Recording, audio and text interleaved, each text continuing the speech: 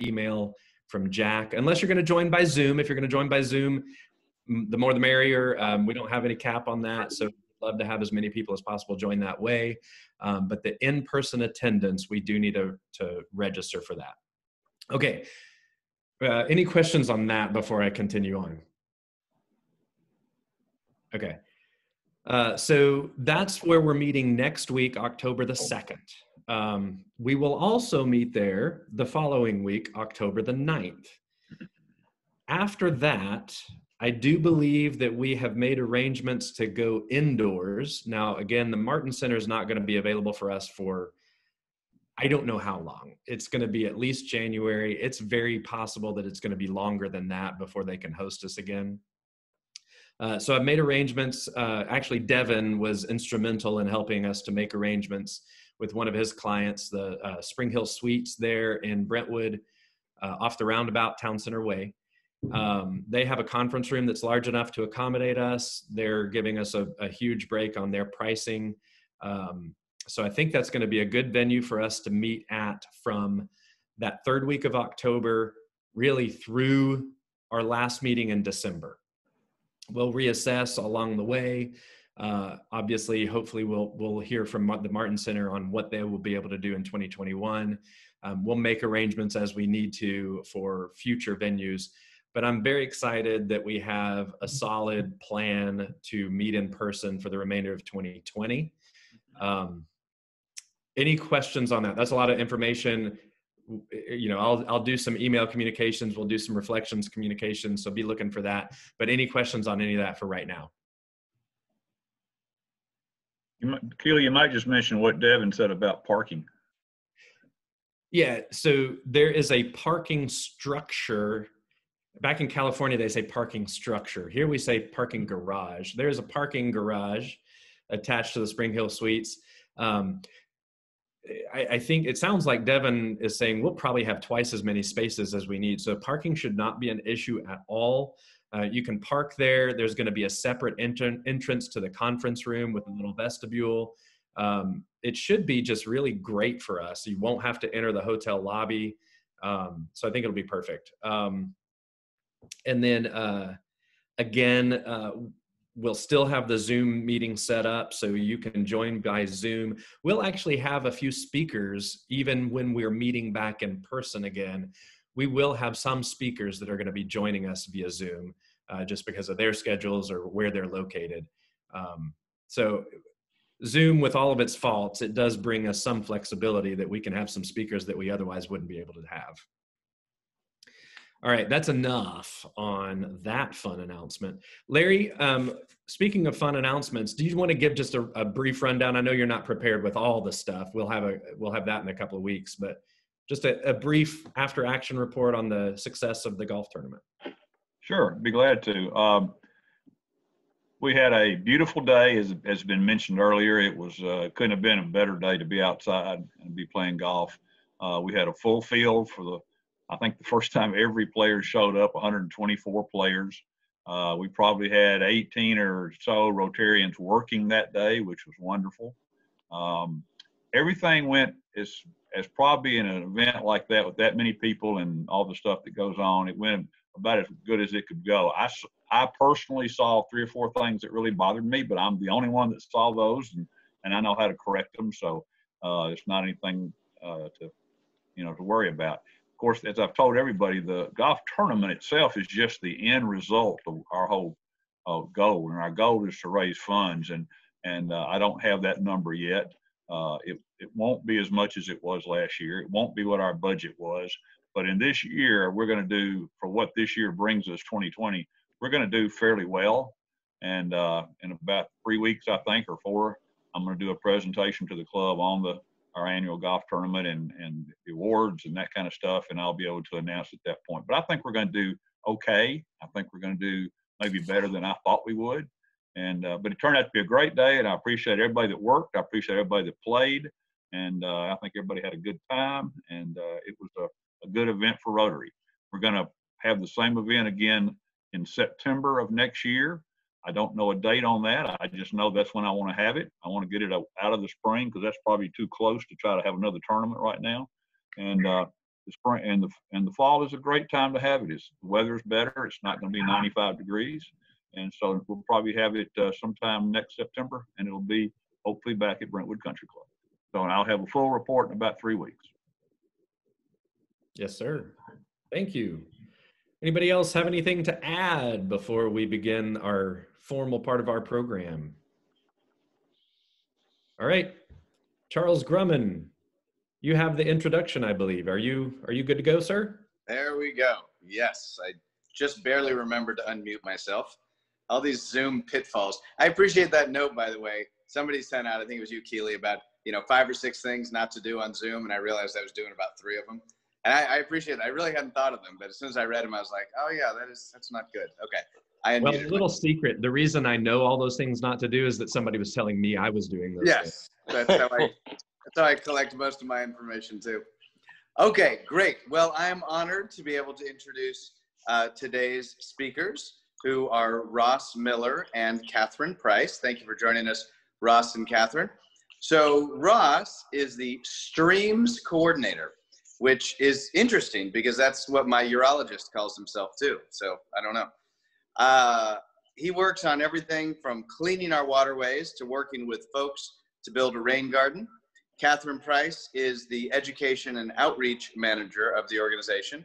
And I think I failed to mention the name of the organization. I apologize. It's not in the email. Well, we're gonna have to have them say that. Cumberland River Compact. Thank you. I knew at least 2 of the words, but I was afraid if I tried, it would be really bad. So thank you.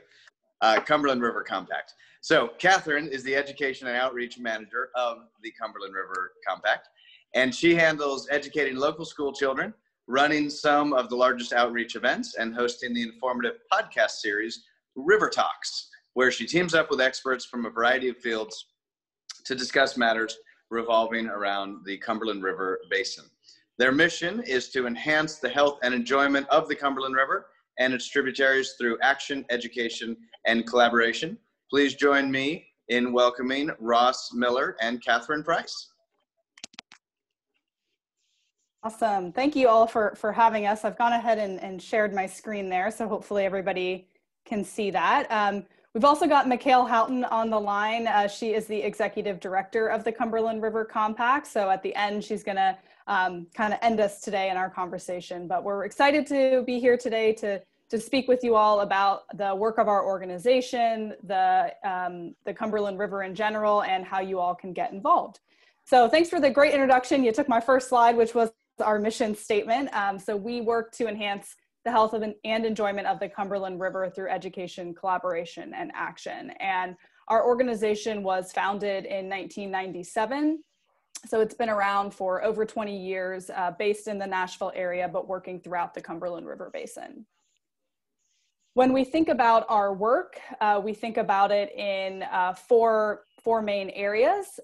First, we have our education work. And like Charles said at the beginning, this is a lot of the work that I do to work with local schools, to work with community groups, to provide information about the Cumberland River and get people excited about getting out on the water, enjoying our waterways, and learning more about them as well. We also work on restoration projects. So these are large-scale stream restoration, like bank stabilization projects, or even removing small dams that may not be necessary anymore to help free up free flow of our streams in the region.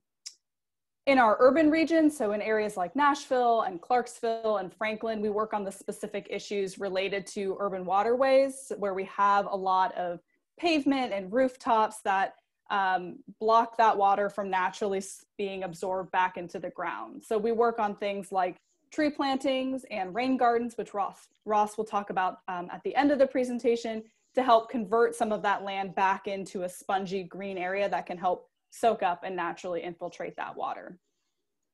And finally, we work in sustainable agriculture, promoting practices that are both good for agricultural yields and also good for water quality as well.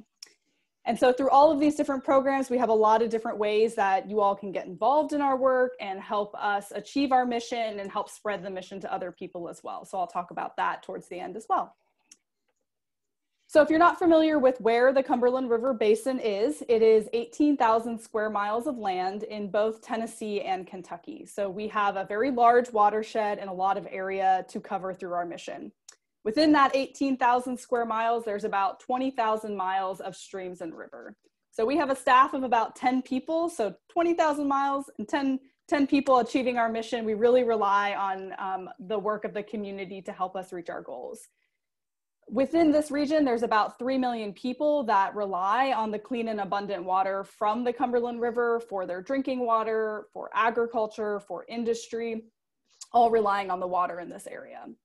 So in the map, I've highlighted kind of in yellow where the Brentwood area is, and you all are sort of at an intersection of a few different watersheds within the Cumberland River Basin, just depending on what part of Brentwood you live in.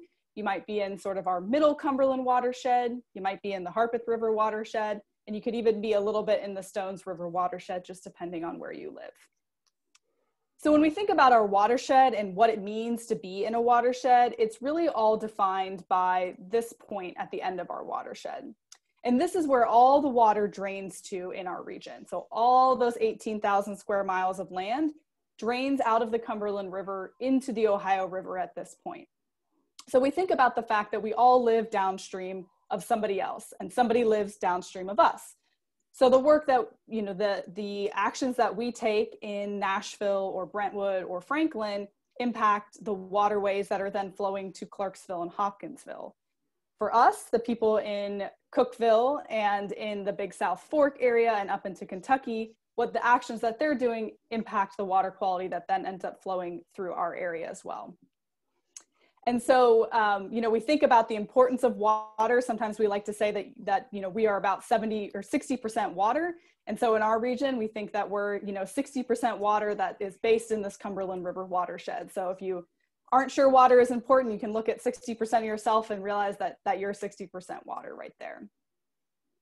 But there's a lot of other reasons that our region and our waterways are really valuable, and through time, they have been valuable as well. So looking back in time, we have Mississippian people who came to this region and lived along our waterways because of the ease to transport goods up and down these regions. So for example, near the Harpeth River, there's the Mound Bottom State Archaeological Area, which some of you may be familiar with, which is an area where thousands of people lived in right along this curve of the Harpeth River because of its connection to water. Moving forward in time, we have French fur trappers and Virginia long hunters that come into our region and again are able to use our waterways to transport goods throughout the region as well and really build up the economy of the area. And finally, we think about the founding of Nashville and John Donaldson's journey down the Tennessee River and up the Cumberland River to the founding of Nashville and using our waterways for that transportation. But of course, today our waterways and our region looks very different, and we have, you know, continue to use our waterways in a lot of ways. So about 140 million gallons of water are used in the Nashville area every day for people. And then other areas like Clarksville and Hopkinsville, they also withdraw from the Cumberland River. And in other regions, they might, like in Franklin, they withdraw from the Harpeth River, near Sparta, the Calfkiller River, and things like that. We all know, I don't need to tell you, that this area is growing. People are moving here, and that is, of course, continuing to put a focus on our water supply and the amount of clean and abundant water that we have in our region. But in addition to these really urban areas, we, of course, have areas that are more rural and more agricultural. So within our watershed, we've got centuries-old traditions of growing corn, tobacco, and soybeans, and also raising cattle and hog and other types of livestock. So with 18,000 square miles of land, there's a lot of different types of things happening in our region. And our waterways, of course, are used to continue to move commodities. So if you've been downtown Nashville, you've probably seen a barge moving up and down the river at some point, carrying everything from coal to sand to scrap metal as well. And up and down the river, they move about $1 billion in commodities on the Cumberland River every year. Additionally, our basin and our large-scale hydroelectric dams provide hydropower to a lot of people in the region. For those of you who like to get out on the water, of course, we are a big recreation mecca, and our waterways is one of the big reasons why people come to this area for recreation. So whether you're a kayaker, you like to go on a hike, you like to fish, having that clean and abundant water is really valuable for people to get out and recreate, and of course, the economies in these areas as well. Throughout our region, we have about 450 public access points for our waterways. So this means areas where you can take your kayak and you can get out on the water and enjoy a day. And so we really like to encourage people to get out on the water and find a way that they can enjoy those resources. And, you know, we really work to highlight these connections between, you know, the importance of our waterways through time and currently, because we know that there's a connection between a healthy and sustainable economy and a healthy environment. And so we believe those are really interconnected, and that we can promote and encourage both of those things at the same time.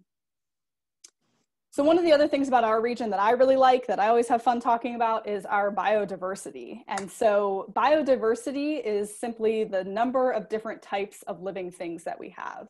So we're considered part of a biodiversity hotspot. So in this map, you can see kind of that red color being where we have a lot of different species. And we're biodiverse, though, for things that we might not normally think of as, you know, really cool and interesting wildlife. So we have a lot of small darter fish, we have salamanders, we have freshwater mussels in our region, things that are sort of under the water in these underwater rainforests. And so one of the animals that we talk about a lot when we think about biodiversity, we talk about because we find it kind of fun and cute and different. And so it's this critter right here. And it looks a little funny in that picture, but this is a hellbender. If you've ever heard of a hellbender, they are giant aquatic salamanders. So they can be, you know, maybe about a foot long. They're heavy. They're not like your typical salamanders that you see. They've got other funny names like snot otter or lasagna lizard, because you can see its skin is a little bit wavy, so it kind of looks like lasagna. And the thing about these critters is not only are they cool, they have this fun name, they're kind of fun to look at, but they really rely on clean water. So that wavy skin that you see there, they take in oxygen through the water through that skin. And so when the water is cloudy or has a lot of sediment or pollution in it, these creatures don't do as well. So we sort of use these as like our charismatic fauna, where we can get people excited about water by talking about the hellbender, because we don't have a panda bear, we don't have, you know, a lion or a giraffe to talk about, so we use the hellbender. If you're curious, they do have some on display at the Nashville Zoo in the indoor aquatic area. They do have some hellbenders that you can see there, which is pretty cool. So back to thinking about our basin here. Like I said, 18,000 square miles of land in both urban and rural areas, and agricultural areas, industrial areas, forested land. We obviously have some pollution issues that we deal with in our region. And so with such a broad area of land, you know, there are going to be issues that our region is facing. So when we think about the pollutants that we deal with in our region, we have three main pollutants that always come up sort of as the top issues that we're dealing with in our waterways. And those are sediment or dirt, nutrients, which is fertilizer, and then pathogens. So I'll talk a little bit about each of these in a little bit more detail, but regardless of sort of urban or rural areas, these three pollution issues tend to be the top three that we talk about. So with sediment, all water has some natural color to it, some natural amount of dirt and cloudiness. But when we have excessive sediment coming into our waterways, you get that sort of chocolate milk look to the waterways like you can see in the picture. So this may come from areas where there are new buildings being built and that ground being turned up. And during a rain event, when that rain falls, it's going to carry any of that extra sediment with it into a stream or river. In other areas, it could be just erosion along a stream bank, sort of tearing out the edges of that stream bank of all that dirt, and then that ends up into the waterways. And the sediment can be an issue because imagine you're a fish in that waterway, and now you have all this dirt entering into your gills, maybe even smothering out eggs that are laid in the waterways. For plants, they are blocked from the sun, so they aren't able to do photosynthesis and to grow, and so it can have a big impact on our waterways. Sediment is also can absorb other toxins in the waterway, so then it kind of compounds other issues that might be in there. The next issue that we have are nutrients, and so this comes primarily from fertilizers. So in home use, we think about, fertilizer we may put on our lawn or in our garden. We might need a little bit of fertilizer, but when there's too much, just like with that sediment, when that rain falls, it's going to carry any of that extra fertilizer into our rivers and streams. And just like it makes our grass grow really green and our plants grow big, it does the same thing in our waterways. However, as those plants grow, they run out of oxygen and they die, and then they take up all that oxygen as they're decomposing, and then that creates an environment that other animals and plants can't live in. So we think about I heard some of you guys talking about being at the beach, and sometimes you've got dead zones in the Gulf of Mexico and algal blooms. A lot of that is connected to nutrients. And finally, we look at pathogens. And so the picture I put here is of some cows entering into a waterway. Of course, when you've got livestock going in and out of water, they do what livestock do. And they might poop in a waterway or have any of that end up into the stream system. So we work on promoting exclusionary fencing so those cattle can stay out of a stream bed, and also to provide alternative watering sources so that they can have water but not necessarily be in the stream. In more urban areas, we also deal with pathogens coming from dog waste. So you may have seen, at parks, a lot of those dog waste bag stations encouraging you to pick up dog waste. And similar to what happens with cows, that dog waste carries those pathogens and carries that into the waterways. Now, one issue that I didn't talk about in these top three that you're probably thinking about when we think about kind of water pollution right now is litter. And litter is certainly an emerging issue in our streams and rivers, and it might be one of the most significant pollutants, but it's not something that we have as much robust data on for tracking it throughout the state and throughout the region. So we know that litter is an issue in our waterways, and not just large pieces of litter like you see these two people holding during a litter cleanup, but once that plastic bottle ends up in the water, it can break down into really tiny, tiny, tiny pieces called microplastics. And at that point, we can't go out and do a litter cleanup and pick up that bottle and properly dispose of it. It ends up into the waterways in a way that is harder to clean up. So we really encourage to get that litter out of the waterway before it becomes a microplastic issue that we might not be able to deal with. So like I said at the beginning, we've got a lot of different ways that you all can get involved in this work. And I'm going to turn it over to Ross Miller now to talk about some of the opportunities that we have for you to get involved.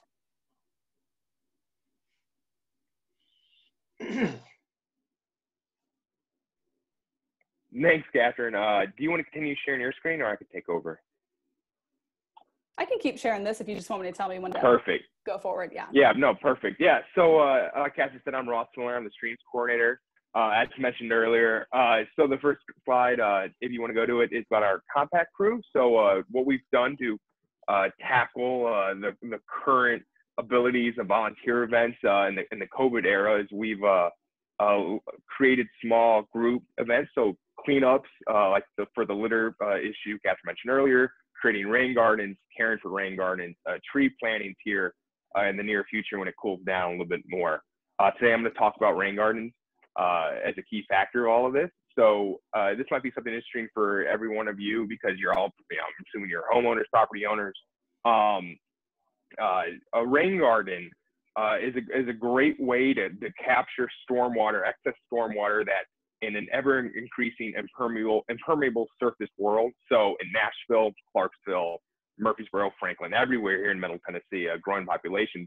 We're also seeing an incredible increase in impervious surface pavement, your driveways, your roads, your parking lots, your buildings, basically surface that won't let stormwater or water from a hose sinking in the ground. It's important for naturally to have these areas because that's how we replenish like underground aquifers. That's how small streams are fed. It's a good way to also filter out pathogenic materials and other materials from getting into our larger streams. So a rain garden, what we do is we essentially create a hole in the ground and fill it up with, you know, amended dirt and soil and compost, and then you put in native perennial plants that are, you know, water, like hardy plants that love water, that could take a lot of sunlight, are great pollinators, are incredible for an ecosystem, and it's a great way for, you know, people who own even just a small chunk of land to impact the total, you know, neighborhood surface area of, you know, the stormwater. So if you're, you know, if you're experiencing like your grass being torn up, or, you know, water's pooling up by the foundation of your home because you have, you know, a large street in front of you, you know, a previously forested area was cleared. Now there's, you know, 3 tall and skinny homes like in East Nashville up.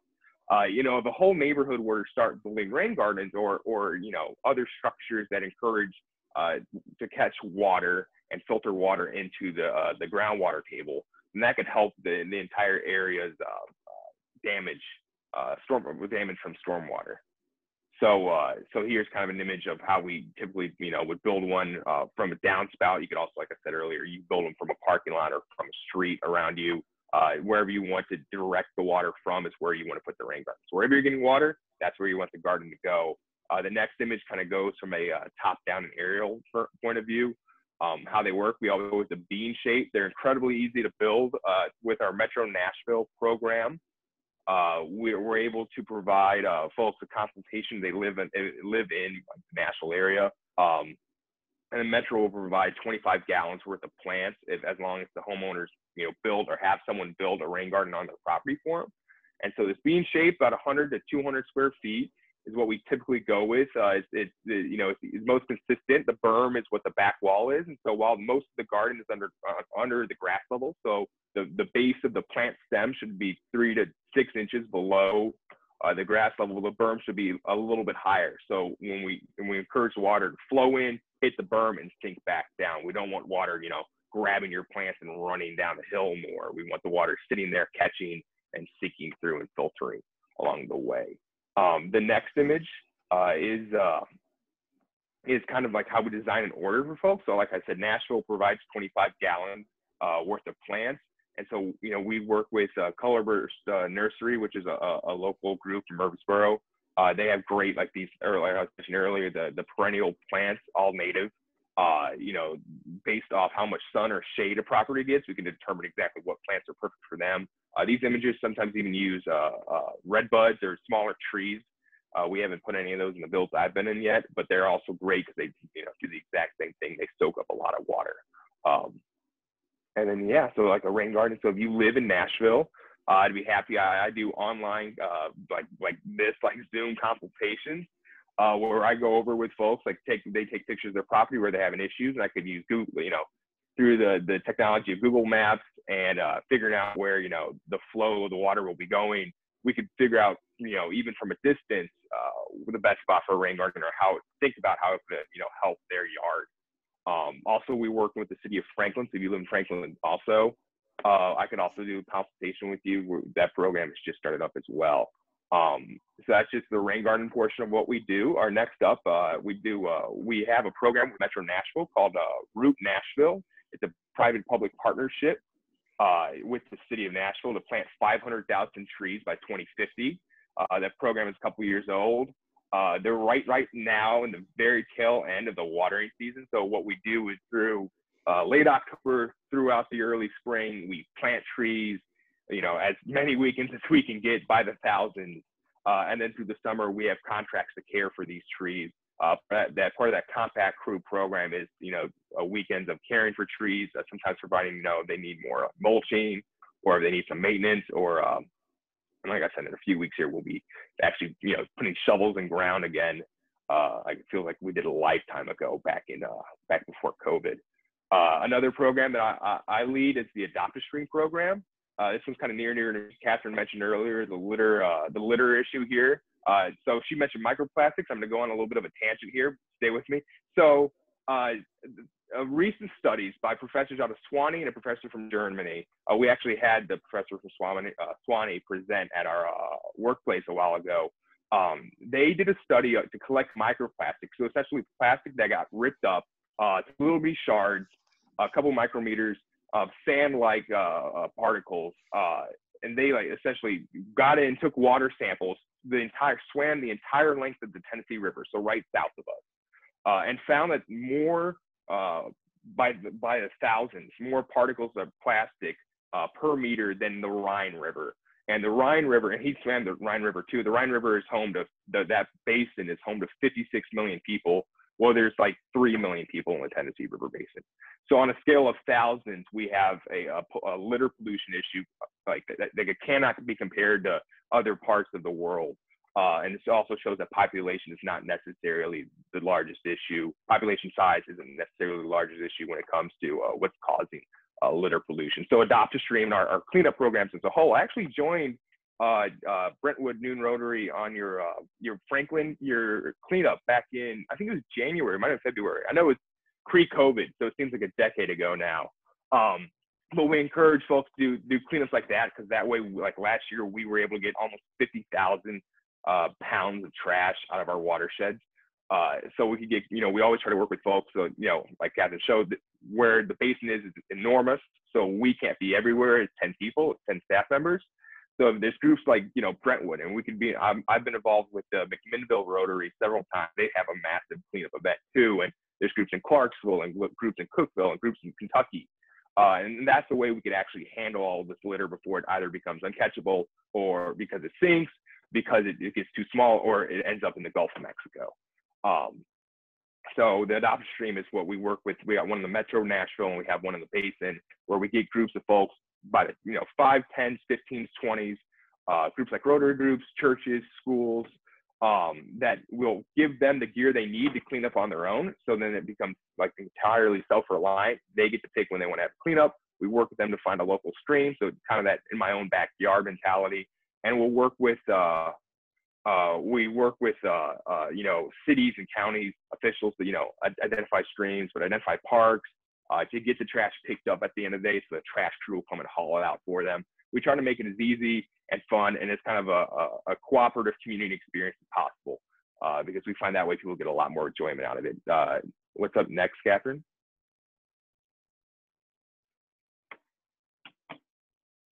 And we also, another thing I'm a part of is stream restoration. So we have an in lieu fee program where we work to revitalize and kind of restabilize massive sections of stream bank. Picture from our work in Goodlettsville and Maskers Creek, which is one of the larger creeks in the area of Cumberland. Due to upstream loss of habitat, loss of deforestation. The stream has straightened. The stream has become faster flowing, which downstream ends up tearing away at the bank. And so, we go in, this is the large one where we use a lot of machinery, but we essentially, put in rocks, we put in new vegetation, we re-slope the hill in order to kind of reshape that bend of the stream and slow it down so it's not going to cause more issues further down the line. This is something we could work with folks on a much smaller level. So if any of you have like 3,000 or more square foot of property, a stream bank, and we're interested in turning that into like an easement area, we'd love to work with you. This is a great way to kind of save large sections of stream at a single time. And what is left on this? Oh, and then iCreek. Oh, this is a fun little thing. So I actually threw it on the slide, Catherine, but I guess it's after you've final edit, so it's not going to be on the next thing. But if you go to this, if you just type in iCreek on Google, this is really cool. Type in your address. It's a website we own that will show the nearest streams to you. So if I go to type in my address right now where I'm at, the closest stream to me is the Red River, and it'll show me my watershed and where all the water in my area, where it falls and how it reaches the river, and it shows you the health of the stream if it's been tested yet. So this is how I know if I could send people to do a cleanup, or if I should go there myself, because I've looked up before, like Browns Creek in Nashville has a contact advisory that's on this website. And so that I know now we can't send people on into Browns Creek, but it's a good way for, you know, before I ever go and visit an area, make sure it's safe, to make sure what are some of the issues. This is also how we learn to tackle, you know, issues like in near farms, like tobacco fields, where we might need to, you know, encourage new farming techniques, or where we might need more stream bank revitalization.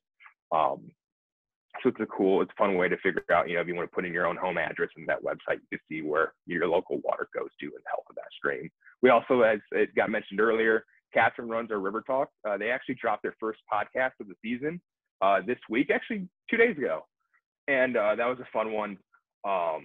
And they're great. It's a great way. She used to actually host events in our office, which is the River Center, crossing the bridge building, crossing downtown Nashville. With COVID, of course, things changed. She's done a great job converting this into a podcast, which I know personally I love. I'm a big podcast guy. So if you guys like podcasts and want to hear anything about, you know, local environmental issues, but also history, and then some of the sciences, and then stuff like architecture in the greater Nashville and in the entire Cumberland River Basin, this is a great source of information for that. Awesome. Thanks, Ross. Yeah, and the podcast, if you are a podcast listener, you can find it on Apple Podcasts, Spotify, wherever you listen, or Anchor. The URL is on there. That will take you to a page where you can listen online. So we've got our contact information up here in our website. I know we've sent emails to some folks in the chat as well, but I did want to turn it over to Mekayle to see if she had any last comments to add. Thanks, Catherine. Thanks for inviting us today. You know, there are so many opportunities for folks to get involved, and we hope that we sort of showed you a little bit, and in the chat, you know, highlighted some other ones, but we really feel like the health of our waters is something that everybody can participate in, no matter the skill level, whether it's your business, yourself as an individual, a school, a church group, in your backyard. We encourage you all to check out some of the resources on our website. And yeah, if anybody has any questions, if you all still have time for questions, the three of us are happy to field questions.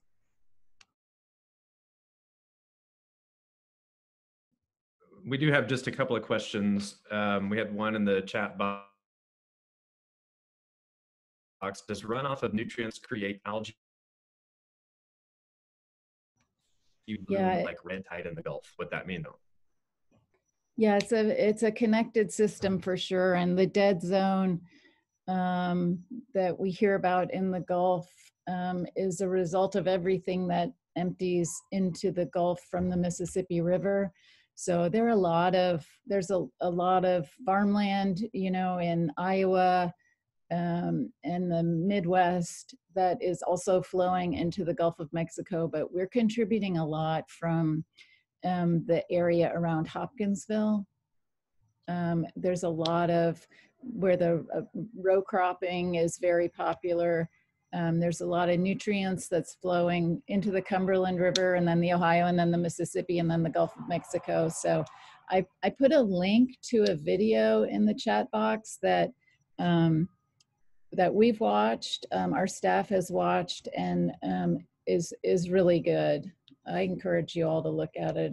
It's really well done and talks about that connection. We have another question. Kip is very interested in having a hellbender as a pet. I feel like if I have a choice between hellbender and snot otter for my name, I think hellbender is pretty well the way to go. I think that's clear.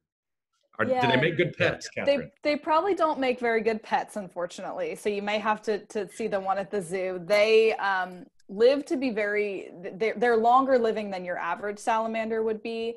And so one of the interesting things about the hellbender population is it's hard to know how healthy that population is, because they tend to find like a big rock and sort of live underneath that rock for their whole life. And so even if we were to find a big hellbender and be able to see that there was one there, it doesn't tell scientists whether or not there's a healthy population and they're reproducing. And so excitedly, it was about a year, maybe even a year and a half ago now, TVA's scientists were out near in the Caney Fork watershed and found a baby hellbender, which was the first one they had found in that area. And that was really exciting because it told us, okay, not only are there older individuals here that are still living, but there are individuals that are reproducing and creating new healthy populations. So that's really exciting. And there's some great research out of Tennessee State University right here in Nashville that work on, looking for hellbenders using the what's called environmental DNA. So the skin cells that shed off of an animal that has that animal's DNA in it, and they can take a sample of water and then test for the DNA of the hellbender and other salamanders to tell us whether or not those individuals are in their water. So there's some really cool research coming out there. And every June, we typically have a happy hour cocktail event down right on the Cumberland River on the Nissan Stadium side called Hellbender on the River. And the whole event is music and cocktails and celebrations, but it's focused on the hellbender, and we bring in scientists from the zoo and from TSU to talk more about it. So fingers crossed we'll be back down on the river this upcoming June, and you all are welcome to come and join us. Cool. Well, thank you guys for joining us. And in honor of your visit today, I have renamed myself Snot Otter on Zoom. And I am highly unlikely to remember to change that. So there's a good chance that the next Zoom call I'm on, they'll be very confused. Jennifer Shepard says, next June, we are all attending the Hellbender on the River. Yeah. Thank you guys. We do appreciate your visit with us. We're all just a little bit smarter today because you joined us. Please, guys, for those of us, for the members of the club, do continue to remember the McCarthys, the Stokes, the Fiddlers, the Wheelwrights in your thoughts and prayer. So glad Roger was able to join us today, and look forward to hearing good updates from those families. I'm glad to hear that Kay is doing better. Any other announcements or other business for the club before we adjourn today? Let's see if my bell sounds a little better. I don't know. All right. Be safe, guys. Stay healthy and keep serving. We are adjourned. Yeah.